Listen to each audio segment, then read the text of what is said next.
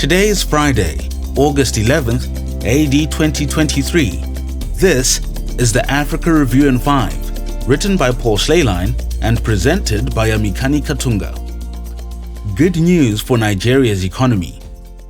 Late last month, Visual Capitalist published an article entitled "The Top Economies in the World."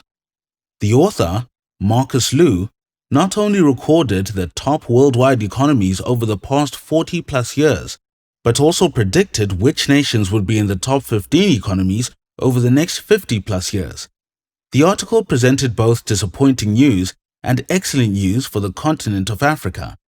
The bad news for Africa is that no African nation has ranked in the top 15 worldwide economies since 1980.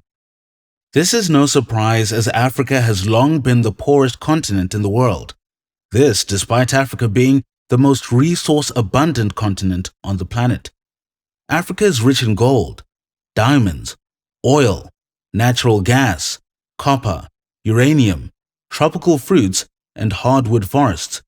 Despite these benefits, most African countries are far down the list in gross domestic profit worldwide. This is bad news. Here's the good news for Africa. Visual Capitalist predicted that by 2050, Africa will have its first nation in the top 15 economies in the world, Nigeria, at number 15. By that time, it is predicted that powerhouse economies like Australia, Spain, and South Korea will drop out of the top 15. What's even better, Visual Capitalist goes on to predict that by 2075, Nigeria will have the 5th highest GDP in the world. Admittedly, this is a prediction, a forecast, a prophecy. There's no need to count the chickens before they're hatched. But it's worth asking, why the meteoric rise of Nigeria to the 5th highest economy by 2075? And why the collapse of Japan, which is 3rd in 2022, but predicted to be 12th in 2075? There is no easy answer to this question. There is no quick and easy solution for a nation to exit poverty and enter into prosperity.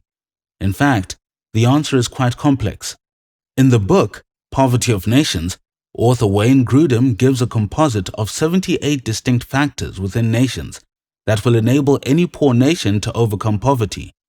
With this in mind, it is interesting to note that Visual Capitalist pointed to the rapid population growth in nations like Nigeria, Pakistan, and Egypt as a major consideration as to why their future GDP prediction is so high. With the rise in birth rates comes a massive labor force behind it. Meanwhile, the GDP within European nations is predicted to plummet, in part because of the falling birth rates. What this shows us is that societies should value children, not just because they are a source of blessing and joy to the family, but also because they are crucial to the enduring productivity of a nation. Psalm 127 verse 3 says, "Behold, children are a heritage from the Lord, the fruit of the womb a reward." The question is, how are children a reward to a nation? One example is that when a society has more than enough children to replace the current generation, the population increases and the large number of younger workers will be sufficient to support the older, retiring generation. 1 Timothy 5 verse 14 urges women to bear children. There are many reasons for this, and one of them is economic. When a society bears many children, it strengthens its economic growth. The opposite is also true. Nations like Japan, Italy, and other European countries have learned this the hard way, with birth rates that crater yearly. China's one-child per family policy has had disastrous effects on their society and economy. Children are a blessing to society, not just the church and family.